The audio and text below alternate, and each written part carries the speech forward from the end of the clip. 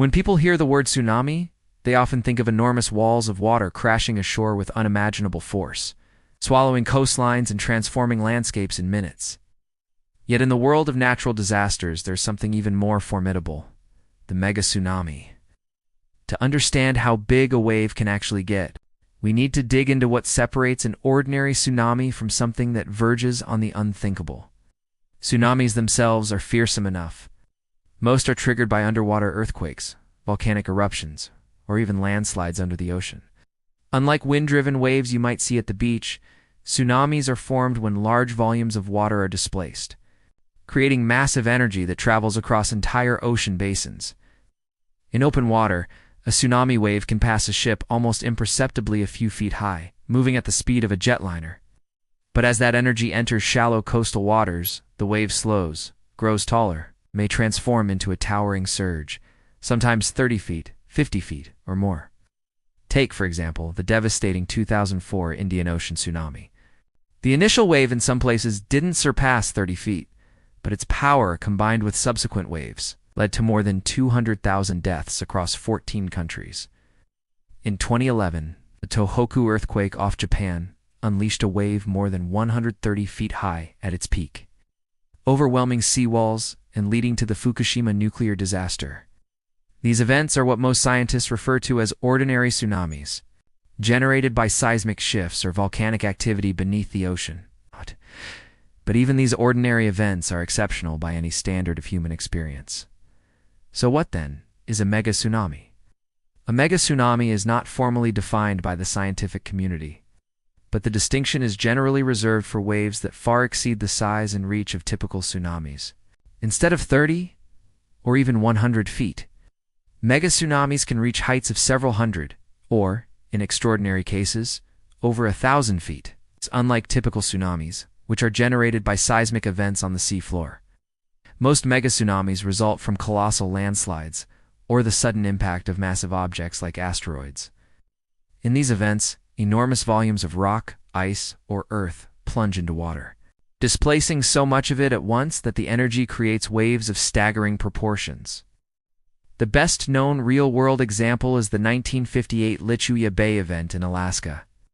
On July 9th, a magnitude 7.8 earthquake shook 40 million cubic yards of rock-enough material to fill over 10,000 Olympic pools loose from a cliff above the narrow bay.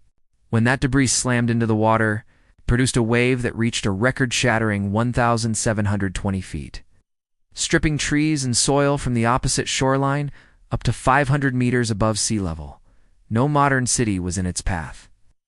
Only a handful of small fishing boats witnessed the event, and miraculously, a few people survived to tell the tale. So how large could the ultimate wave, the biggest possible mega tsunami, actually get? The answer depends on the mechanism. Theoretically, the upper limit is set only by the amount of material that can suddenly shove water out of its way. If a mountain collapsed into a deep, confined bay, or if a large asteroid struck the ocean near land, the resulting wave might dwarf anything in the human record. Some computer models suggest that asteroid impacts could generate initial waves thousands of feet high, 2 or 3 times the height of the Empire State Building. These waves wouldn't travel across entire oceans at their full height. As they expand outward, they rapidly lose much of their vertical power.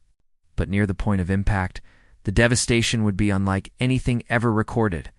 Entire coastlines could be scoured of life in moments. There are also theoretical scenarios involving massive volcanic island collapses.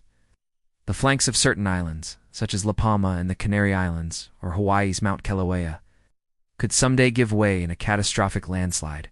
Some predictions suggest if an island the size of La Palma lost a significant portion of its mass at once, waves hundreds or possibly over 1,000 feet high could blast across the Atlantic, reaching the shores of Africa, Europe, and even the Americas, though greatly diminished after traveling thousands of miles. While debate continues about the likelihood of such events, geology tells us that catastrophic collapses have shaped coastlines before and could do so again.